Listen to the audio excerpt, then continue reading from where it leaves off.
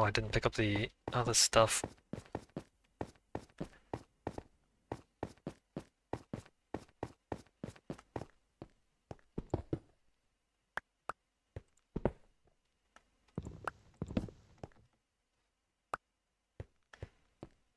Alright, let's get the next balcony going. How far are we? Almost there, right? One more balcony, two more balconies, and then it's the height limit.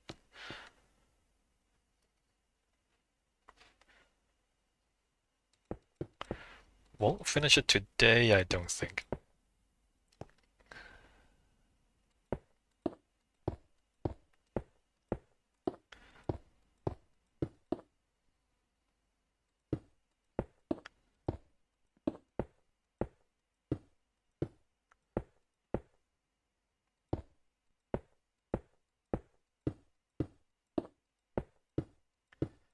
How would you figure out? I wonder if we have yet. Figure out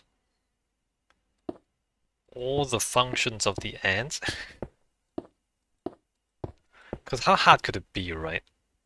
They're so small. Can you just like do a full life form simulation of an ant? Like we have enormous supercomputers.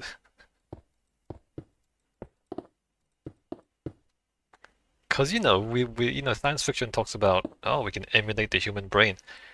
Can we emulate the ant brain yet? Oh no.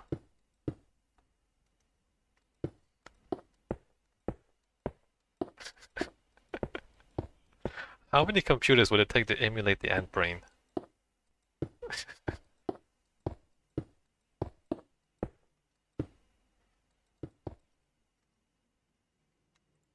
I should look this up. Somebody must be trying to do that, right?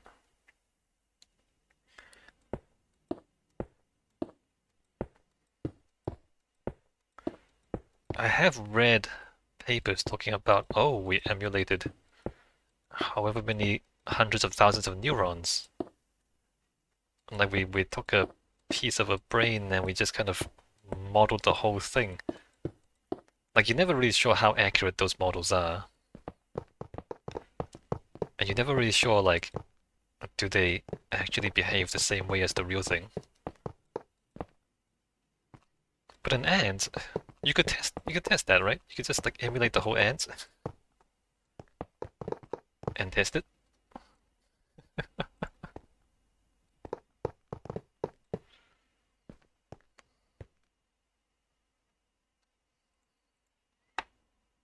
Uh, Blocks, chorus fruits, lights, iron. Let me pick up more torches. Blocks, one. I'm running out of chorus fruit quite quickly.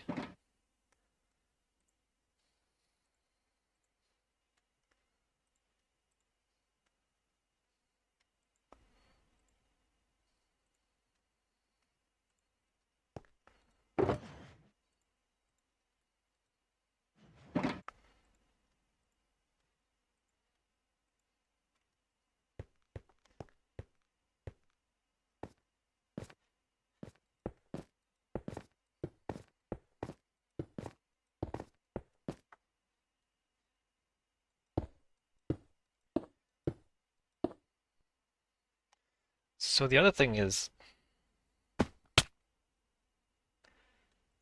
if a certain ability is not required for survival, for any life form survival, then having that ability is basically superfluous, like a waste of energy, a waste of resources. And presumably, evolution would eliminate useless things. Well, to an extent. If the useless thing doesn't cost anything, or doesn't cost so much that it becomes a hindrance, then I guess it would stay. So evolution is kind of finicky, actually. If anything is not useful right now, evolution would start to reduce the size of it, or just eliminate it altogether.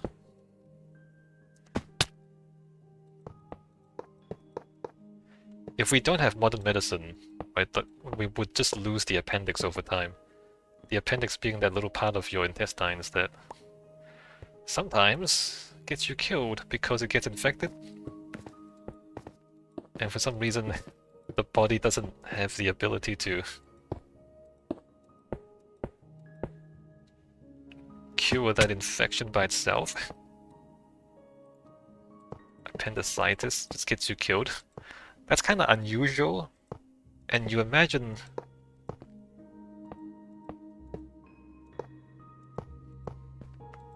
given enough time, evolution would just get rid of the appendix, because it's a liability, right?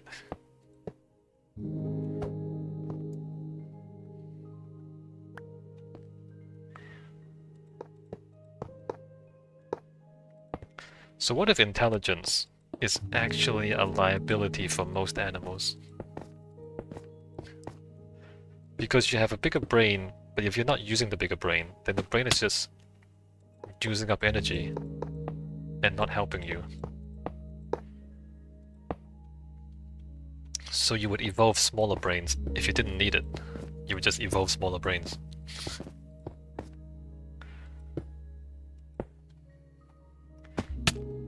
I think birds are like that, actually. So birds were dinosaurs at one point, and then the meteor happened. And in order to survive, they had to become smaller and more efficient. And you look at the birds of today, they are much more efficient than how dinosaurs used to be. And part of that, actually, is birds managed to fit a lot of intelligence inside a very small brain. You have birds like crows. Crows can solve fairly complex puzzles using a very small brain. And so that's evolutionary pressure, right? The evolutionary pressure is, as much as possible, reduce the energy consumption, but retain the useful functions. But the problem with that evolutionary pressure is they don't have much room to do other things, because they streamline so much, they don't have any spare capacity, so to say.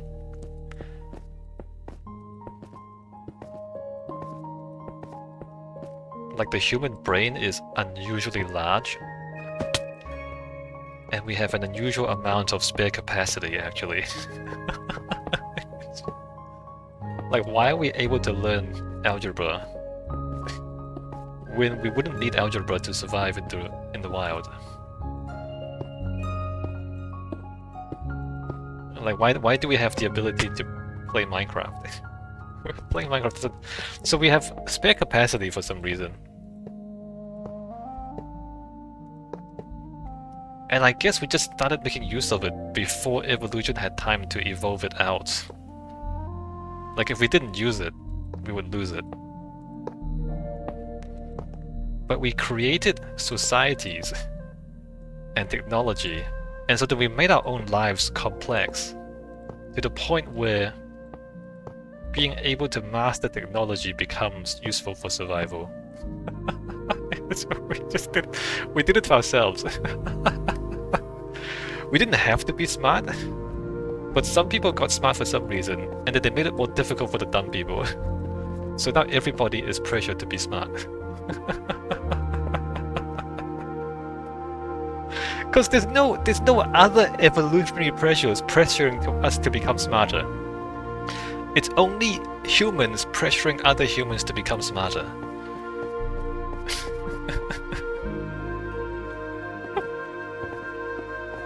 We're doing it to ourselves.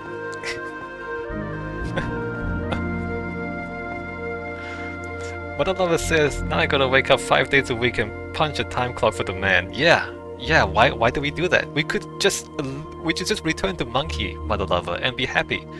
But we don't do that.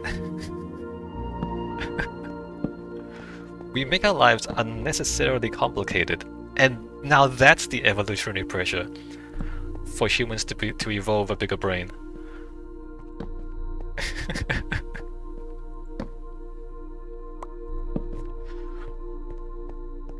And now we're never gonna return to monkey.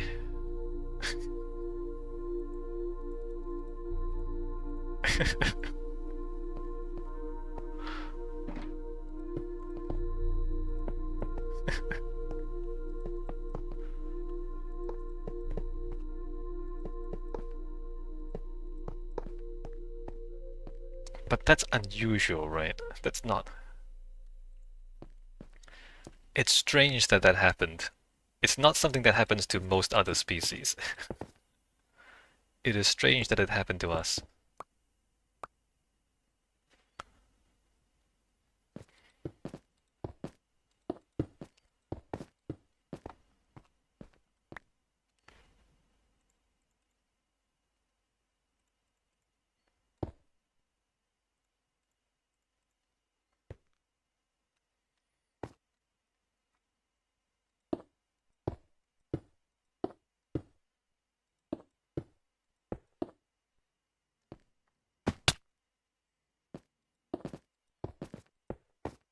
Every other every other species get by with less intelligence, and they're perfectly fine. Or they would be perfectly fine if we didn't hunt them to extinction. Then they would be perfectly fine.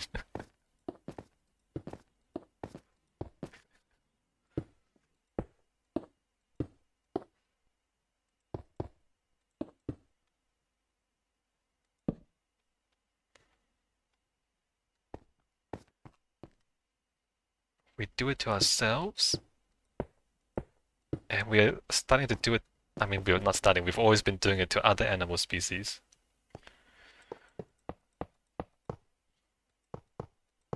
Like dogs. We domesticated dogs, and then we started teaching them tricks. And now we favor dogs that can learn tricks because that's cute to us.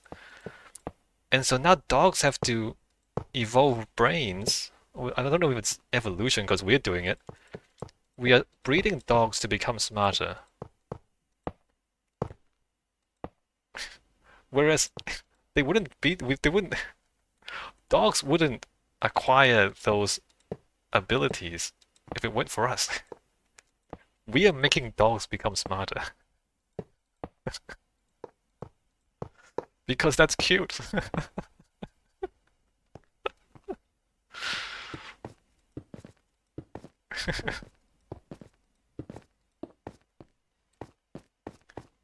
Sheepdogs. Isn't that funny? Sheepdogs? The dogs herd the sheep, not for their own benefit. I mean, I guess it is for their own benefit indirectly because we feed them. But that's such an unnatural behavior, right? Well, actually, no, it's not that unusual. Chasing animals is fairly natural for dogs. So the way wolves hunt, you have the chasers and then you have the killers.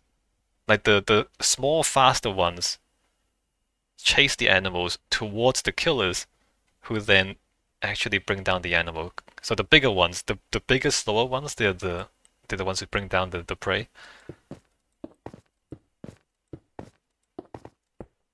So in a sense, sheepdogs is just a slight modification of that, right? They're chasing, and they're chasing the sheep where we tell them to, but we're not killing them, right? So we're taking the role of the pack alpha, and then all the dogs that follow us chase the sheep where we tell them to. That's basically it. So that's not really a new trick. It's just like we appropriated their instincts to make them serve us.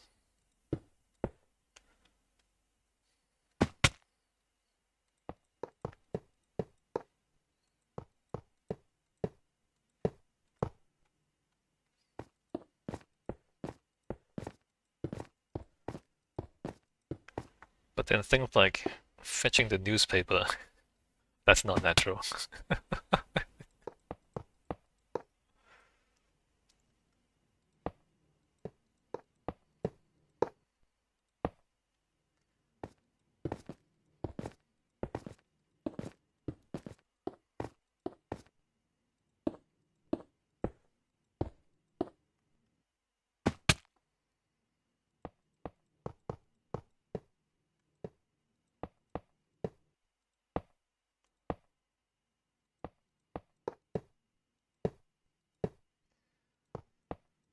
And things like pigeons and cockroaches. Talking about animals that, for whatever reason, are well suited to living in human urban environments.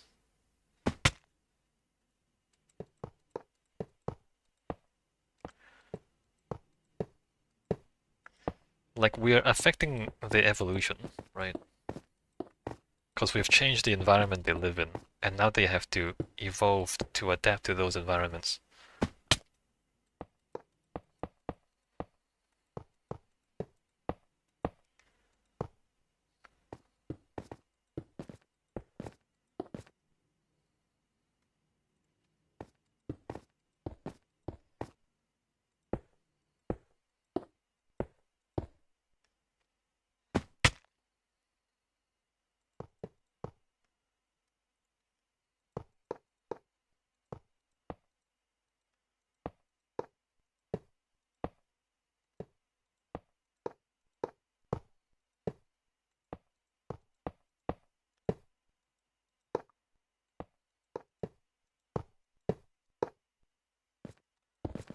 I wonder if we'll eventually do that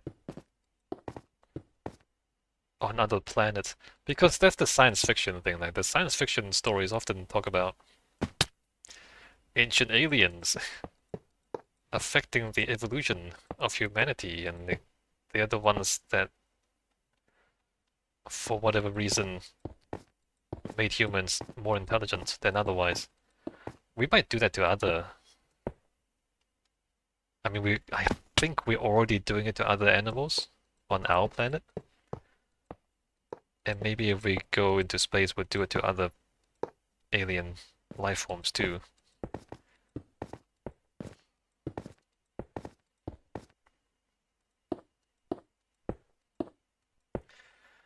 And, like what I said before, if everybody's dumb, you don't need to be smart.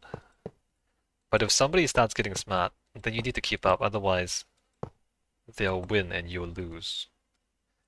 And I mean that evolutionarily, right? So like why are all the dinosaurs kind of dumb? Why were there no super smart dinosaurs that we know of? It's because every other dinosaur is also dumb, right? And whereas it seems like there's this slow increase in intelligence over time.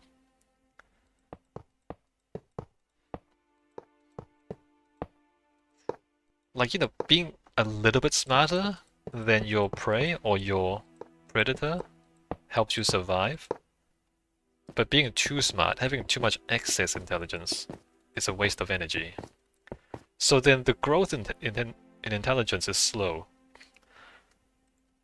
Because like you have to evolve a little bit, and then the others evolve a little bit to catch up, and then you have to evolve a little bit to get ahead again. And then that's really slow. It's a slow, gradual process of increasing intelligence.